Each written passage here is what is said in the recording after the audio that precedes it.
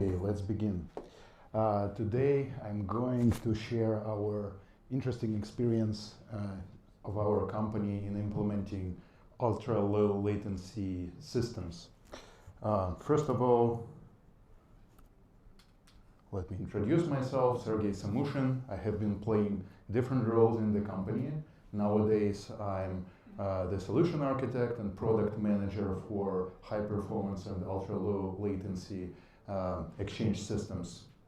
Today I'm going to share our unique experience in building ultra-low latency systems, as most of us and you are engaged in building some REST APIs or microservices. Usually you don't work with really ultra-low latency programs or systems. And I thought that our experience may be interesting and useful for you. First of all, let's define what does ultra-low latency mean actually. If we ask Google how fast is ultra-low latency, it states that everything, as of 2023, it states that everything below 1 millisecond latency can be considered as ultra-low. So if your system responds with sub-millisecond latency, we can consider it ultra-low, and the tips I'm going to give you today may be very useful. Interesting fact that on this search page, Google also shows the time that it took to prepare the page and get you the results, 1/4 of a second. What I wanted to say that do not over-engineer your code, do not use those tips if you don't really need them for your business. So everyone is happy with Google page reacting that fast, 250 milliseconds. That's totally okay. You don't want to get any lower. First of all, let's describe the problem. Where do we face this need to provide ultra-low latency? DevExpress is engaged in building different kind of financial software, and as example, financial exchanges, electronic financial exchanges, is the type of systems that has some listed instruments, listed securities, stocks, options, crypto pairs, and market participants are sending buy and sell messages into the exchange and expect receiving executions of those orders as soon as possible, basically as soon as possible. As one breed of market participants called market makers, they are constantly bombarding an exchange with messages to change price as they are trying to react on fluctuations of a price. And expected latency for them is everything with sub-100 microseconds. Wall-to-wall latency, this means socket to socket. They send a message, they receive a response back. Let's analyze the problem, and instead of this big square financial exchange, let's imagine it is some compute system, it is a computer. And we can imagine, and not imagine, just see that basically it is your application, your Java process running threads and implementing your algorithm. In its turn, application runs on the operating system. It runs on a hardware supplied by different computational resources, CPU, executing your code, networking, memory, etc. And I'm showing this just I wanted to focus today that we will be talking on the very basic tips related to application and algorithm, because this is the most important part of entire system. You can easily change your CPU, your hardware, where you run, whether it is bare metal, cloud. It's relatively cheap to change, cheap and easy. Though you have to put much of your efforts on building right architecture and right code when you're building your program and algorithm. So we're discussing this piece today. Okay, first of all, let's start with algorithms and algorithms complexity.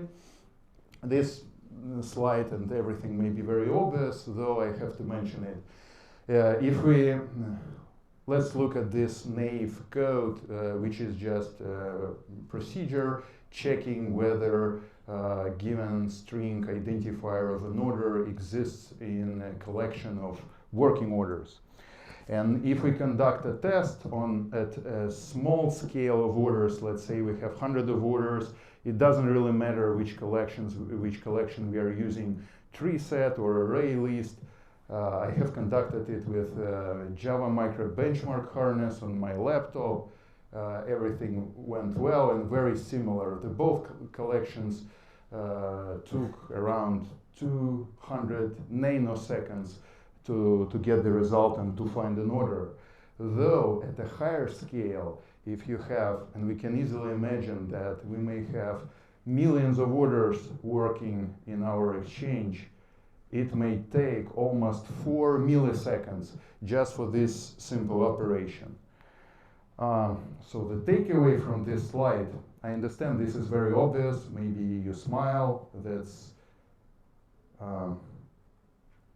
but that is important. That from the example above, that's important that your algorithm complexity stays within some reasonable time for a big amount of events or a big amount of processing units that you are going to process actually. So this chart shows different dependencies and algorithmic complexities functions depending on number of processed elements.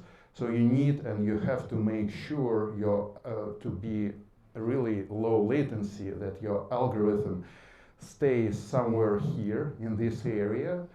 And from the example above, we see that linear complexity doesn't work well for us. You're already having 1 million orders, you cannot stay with sub-millisecond latency. This is obvious, and what I want to say and recommend just several books, because if you want to go ultra-low latency, you will end up implementing your custom collections and custom data structures. So just use those. Those two are great. Introduction to Algorithms and Algorithms. Even if you are not into such type of projects right now, just read them.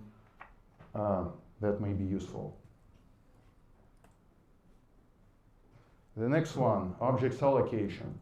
Our team from time to time is being asked which garbage collector in Java we are using, which options we are configuring for it. And I would say that doesn't really matter. Here is why. Again, some naive code that we have, just one function is processing an order message coming from, let's say, network, and it allocates some object and puts it into an order book. The other function is canceling order, canceling by order ID. Here we see that order object is lost and no longer used. So this becomes garbage at some point. And that's important that if we take into account that we have such folks as market makers who are constantly sending you an order, removing it, changing its price again and again, over and over. So at the rate of 10,000 orders per second, this code produces 1 gigabyte of garbage every minute. And in this case, at some point, garbage collector will come into play to help you. And let's see, let's review. Those are 5 garbage collectors available for OpenGDK to choose. And those 2 may seem to be interesting for us, as they are, it's being said, they are providing latency and they are focusing on latency.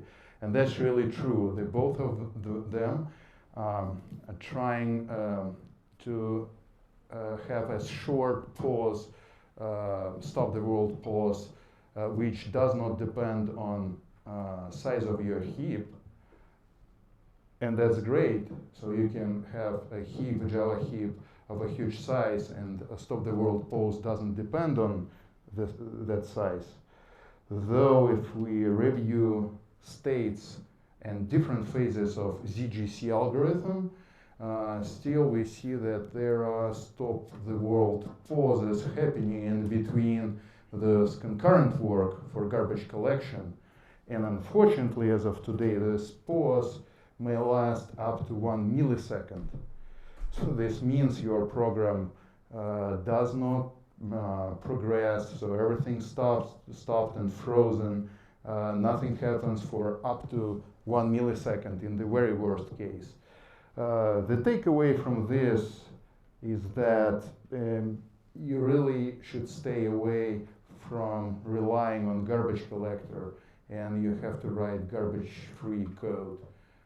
Let me give you some few obvious tips, what we are doing and what we are actually using in our matching engine code, for instance.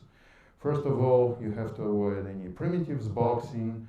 So as I said, you end up implementing your custom collections as standard Java collection push you to use boxing, for instance, for keys.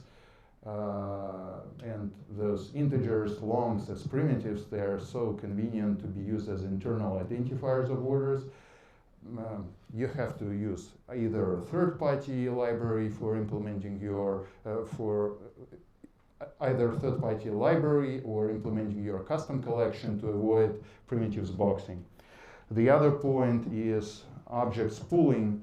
You no longer can allocate objects that are created, that are used on your critical path of your execution. So you cannot allocate new order entry object every time an order appears in your system, as it can be canceled and can be replaced. And to handle this, you just use object pooling technique. It is some fixed pool of objects. When you need an object, you take it from the pool. When you don't need it, you release it, and so it can be reused in next iteration. So this helps from allocating new objects. And of course, strings are not primitive in Java. Standard problem is to copy some string identifier from your message coming from network into your internal data structure. So instead of creating new string, you have to build your own char buffer, some mutable wrapper around char array, and then reuse it every time you need to copy your char array or string. That's what is it. Any questions so far? Just stop me if you want to ask anything. All right. The next thing, I call this slide Streamline Threads Execution. That is about removing any obstacles in your processing thread, such as locking, sleeping, any kind of waiting. And that's important as, let's review just standard application pattern, that you have some thread which is reading data from socket. That thread puts all events into the blocking queue, and then there's the other thread reading events from this blocking queue. And this take method, if the queue doesn't have any events, it just simply blocks, and it puts the thread into a waiting state. Thread basically is interrupted, thread stops progressing. Why is that not good for low latency system? Let's review what the process actually is. Process contains some processes in abstraction in operating system, and it contains some context of your program execution, such as data, open files. It also has it may have multiple threads, and each in its turn has CPU registers associated with it, stack pointers, program counters, etc. So then CPU executes your code, your instructions on some of the cores. It actually leverages fast L caches, L1, L2 caches, which are much faster than random access memory, than RAM. And the performance of such execution is much better than if the CPU core just constantly go to the RAM. And what happens when a thread is interrupted? Here's the diagram. Your process stops execution, your CPU has to save its state, has to save its process control block before it starts executing the other thread. Then reload control block for the other thread, continue executing it. Then after execution, after the thread stops, it interrupts or it goes into a waiting state. It has to perform all those operations back again to continue executing the thread, the process number 1. That's not really good from low latency and performance standpoint, as such process, it is called process context switch or thread context switch. It depends on whether transition happens between two threads of a single process or between different processes. It may take up to from 1 to 10 microseconds for such operation. And moreover, and that's not good from performance standpoint, and it's hard to measure, but usually your code degrades for up to 100 microseconds, because after this switch, L1, L2, L3 caches of your CPU core become irrelevant for the context of the other thread or process. To avoid this, it's recommended, instead of locking or any kind of sleeping in your program, to use the approach called busy wait spin. The code shows this in the very simple way. Basically, you just spin in a cycle, you do nothing. This method actually does nothing. And you're just waiting for this volatile flag to be set that the thread is ready to take a data and go and process it. Basically, this code may use 100 CPU over your core, but that should be okay as long as you are trying to keep it low latency. So in this case, you are trying to avoid your thread to be interrupted or go into a waiting phase. Of course, this technique is not enough. As you can imagine, if you have multiple CPUs, multiple cores, for instance, 2 or 4, and more than 100 threads on your machine is utilizing that approach, of course, interrupts will happen, and operating system scheduler will have to reassign cores for different threads execution, because threads are not enough to serve them all. To avoid this problem and interruption, it's recommended to dedicate some CPU cores to your program, to your threads. So you use some operating system loading. It's called ISO CPUs instruction, and you're saying when your operating system is loading that kernel cannot use the core number 4. So it's not dedicated to be used by kernel. And on top of it, you also, it's better to pin your CPU cores to your threads one-to-one. What this means, it changes your execution significantly. So instead of cores switching between executing thread number 1 to thread number 4, etc., when you're constantly paying this time of thread or process switching latency, between them, instead of this, you just assign cores to threads one-to-one, and you're kind of streamline the execution. You are not paying this thread context switch or process context switch during your execution. And you may use this OpenHFT library. We are using it in our matching engine projects. It allows you to set this affinity, as in the example. This call actually pins fourth core, which we isolated from using in kernel to the current thread. That's it, actually. That was the third tip which we are using, and the third approach which we are using in building ultra-low latency systems. Just to wrap it up, some short recap. What we have covered today. Be always mindful of your algorithmic complexity. Make sure that algorithm is good enough and it has, let's say, logarithmic complexity at least on a large scale of elements, on a large scale of data which you are going to process.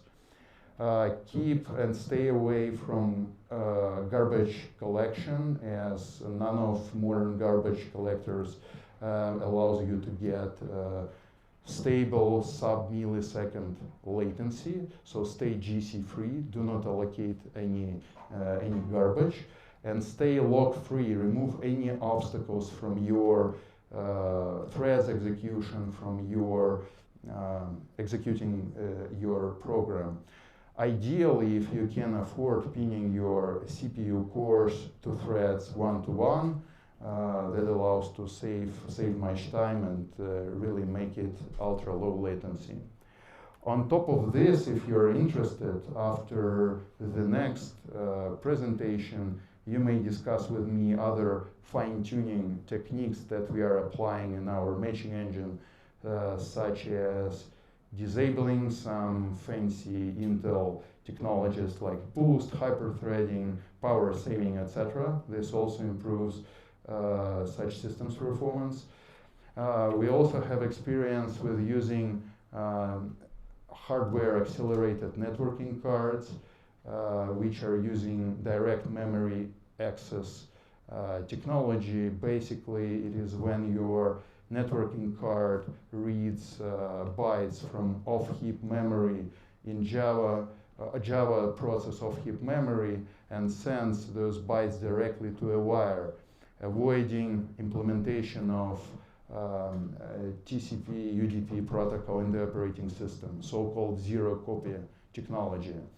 And we are also leveraging reliable UDP protocol implementation called Aeron. This is a library. Rather than using TCP, as you don't have to acknowledge every packet you are sending over network, this really improves connectivity latency between components in your data center. That was it. Thank you.